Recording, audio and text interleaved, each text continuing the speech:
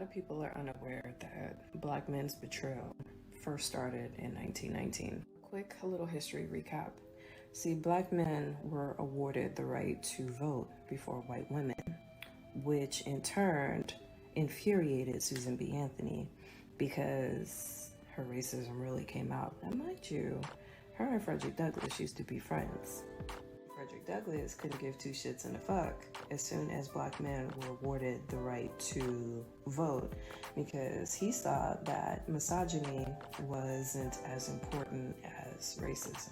See, everybody knows the first betrayal of white women when the 19th Amendment was passed. See, while white women were awarded the right to vote in 1919, it wasn't until 1957 that Black women could finally vote. Myself and other creators have identified the first betrayal of white women towards Black women, but no one paid attention to the first betrayal of Black men to Black women. See, while white women were awarded the right to vote and Black men were awarded the right to vote, Black women could not vote. Emphasis, could not vote until 1957. So, if it was all about Black unity and Black liberation, why didn't Black men come up on the net and said, hey, if white women can vote, how come Black women can't vote? Yet Black women were out on the front lines fighting. In the 1970s, during the Black Panther movement, Black women were being sexually assaulted by leaders of the Black Panther, which is documented in Ice and Fire, written by Lee Eldridge.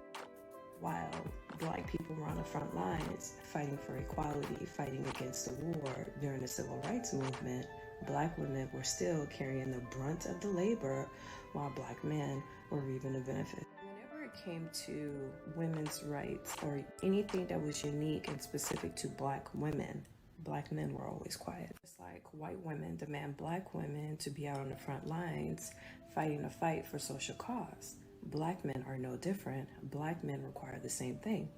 The difference is Black women do not notice due to the fact that when it comes to issues of racism, it is all about unity, because Black women see Black men as their husbands, their brothers, their sons, and their loved ones, not realizing that the betrayal is right in their face. Ask yourself this and let's have a conversation.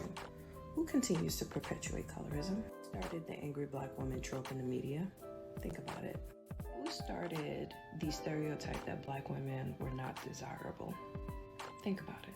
Who started and perpetuated the trope that Black women were masculine? Think about it.